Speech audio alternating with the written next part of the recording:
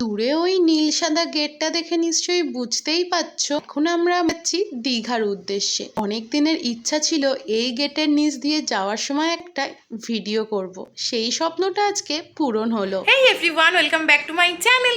কালকে মন্দারমণি ছিলাম, আজকে দীঘা চলে এসেছি। তো এখন এখান থেকে বেরোচ্ছি ঘুরতে যাওয়ার জন্য। চলো যেতে যেতে কথা হচ্ছে।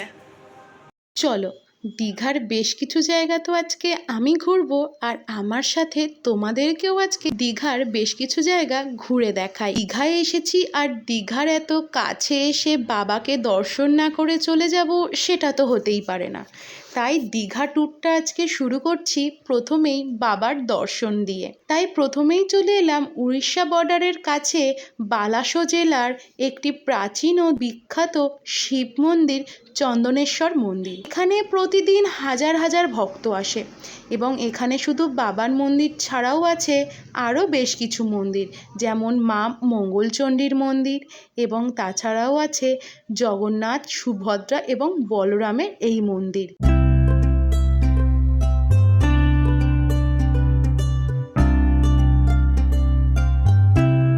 তাছাড়াও আছে রাধারানীর এই মন্দির, সেই চন্দনেশ্বর বাবার মন্দির।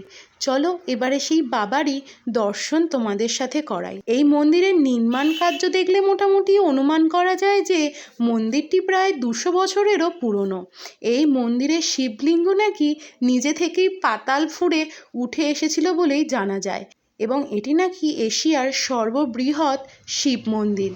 এখানে প্রতি বছর বাংলা মাসের শেষ কিছুদিন ধরে চলে দুই রাজ্যের ভক্তদের ভিড় এবং সাথে চড়কের মেলা। এবং এই মন্দির সংলগ্ন আছে একটি পুকুর, যে পুকুর থেকে ভক্তরা স্নান করে মন্দির অবধি ডন্ডি খাটতে খাটতে যায়। বলা হয় ওই পুকুর নাকি ভারী পবিত্র। যাই হোক, মন্দিরে বাবার দর্শন করে তারপর আবার গাড়ি নিয়ে চলে এলাম উদয়পুর সি বিচ। এখানে 20 টাকার বিনামূল্যে গাড়িটিকে পার্ক করে তারপর এই মার্কেট ধরতে ধরতে চলে গেলাম সি বিচের দিকে। এখানে টুকটাক সানগ্লাস, জামা কাপড় এইসবের টুকটাক দোকানপত্র দেখা যায়। আর এই জায়গাটাকে তো বলা হয় বাংলার গোয়া। এখানে মেনলি মানুষজন আসে সমুদ্রের জলে পা ভিজিয়ে চেয়ারে বসে টেবিলের ওপরে মাছ ভাজা আর বিয়ার নিয়ে খাওয়ার জন্য। তো যাই হোক, আমরা যেহেতু মাছ বা বিয়ার যেহেতু কোনোটাই খাবো না, সেই জন্য আমরা ওপর দিকে একটু চলে এলাম, যেখান থেকে এই জায়গাটাকে পুরোপুরিভাবে দেখা যায়।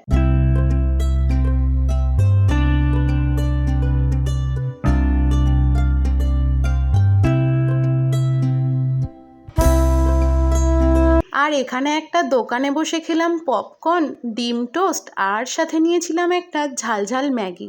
এরকম মনোরম পরিবেশে সমুদ্রের হাওয়া খেতে খেতে ঝালঝাল ম্যাগিটা খেতেও কিন্তু মন্দ লাগছিল না।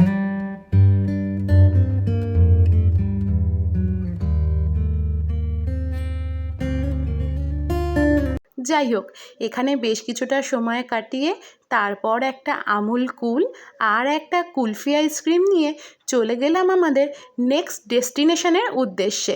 আর আমাদের নেক্সট ডেস্টিনেশন হচ্ছে ওশিয়ানা সি বিচ। এই সি বিচটা ভারী অদ্ভুত, একদম নির্জন, শুনশান, ফাঁকা, বেশ সুন্দর। কিন্তু একটাই জিনিস, এরকম নির্জন শুনশান জায়গায় চারিদিকে প্রচুর প্লাস্টিক দেখে ভারী কষ্ট হচ্ছিল। আমরাই প্রকৃতিকে কত সুন্দর বানাই, আবার আমরাই সেই প্রকৃতিকে কিভাবে দূষিত করি। এত সুন্দর জায়গার চারিপাশে যদি প্লাস্টিকগুলো পড়ে না থাকতো, জায়গাটার সৌন্দর্যতা মনে হয় আরও একটু বেশিই বৃদ্ধি পেত। যাই হোক, রোদের মধ্যে ওপরে বেশ কিছুটা সিঁড়ি ভেঙে উঠতে কষ্ট হলেও ওপরে ওঠার পরে এই রকম সুন্দর প্রকৃতিকে দেখে সব কষ্ট যেন দূর হয়ে গেল। দৌড়ে সিঁড়িগুলো দিয়ে নামতে নামতে চলে গেলাম এই সি বিচের কাছে। একদম নির্জন, শুনশান, কিন্তু ভারী সুন্দর।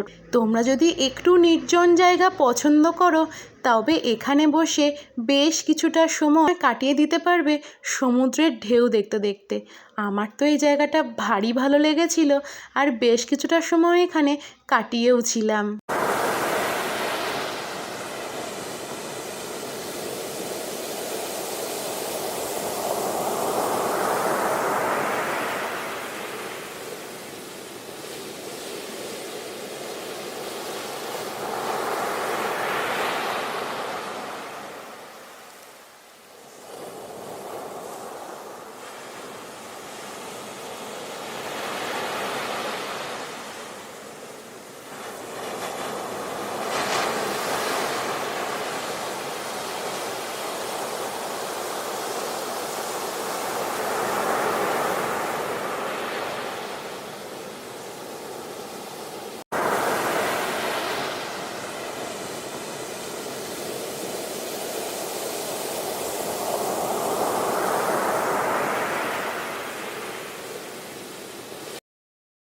আর তারপর ওখান থেকে চলে এলাম সোজা অমরাবতী পার্কে।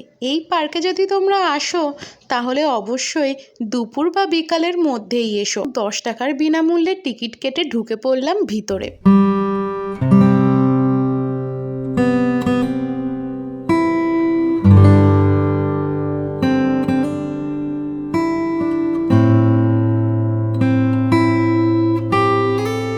আর ভিতরে ঢোকা মাত্রই এরকম টাইপের অনেক কার্টুন ক্যারেক্টার তোমার চোখে পড়বে, যেগুলো দেখলে বাচ্চারা কিন্তু বেশ খুশি হবে এবং বাচ্চারা এইগুলোর আশেপাশে দাঁড়িয়ে ছবিও তুলছিল। সাথে চারিদিকে প্রচুর ফুলের বাগানও আছে। জায়গাটা খুব সুন্দর সাজানো গোছানো। বাচ্চাদের খেলার পার্কও আছে, মানে এক কথায় বাচ্চাদের এই জায়গাটা বেশ ভালো লাগবে। এখানকার প্রধান আকর্ষণ রোপওয়ে। যদিও আমি এসেছিলাম এই জায়গায় রোপওয়ে চড়ার জন্য, কিন্তু ওই যে আমার দুর্ভাগ্য, রোপওয়েটা নাকি বেশ কয়েকদিন বন্ধ আছে এবং আরও বেশ কিছুদিন বন্ধ থাকবে। যান্ত্রিক গোলযোগ হলে কী আর করা যাবে। বেশ কার্টুন ক্যারেক্টারগুলোকে দেখছিলাম আর সাথে ফুলের গাছগুলো দেখতে দেখতে হঠাৎ দেখলাম এখানে বোটিংও হয়। তাই ভাবলাম রোপওয়েতে ওঠা যখন হলো না, তাহলে একটু বোটিংই করে নেওয়া যাক। তাই উঠে পড়লাম বিকালবেলা পড়তি রোদের মধ্যে জলের ওপর বোটিং করার জন্য। যদিও এই বোটিং করার আইডিয়াটা খুব একটা খারাপ ছিল না, বেশ ভালোই লেগেছে।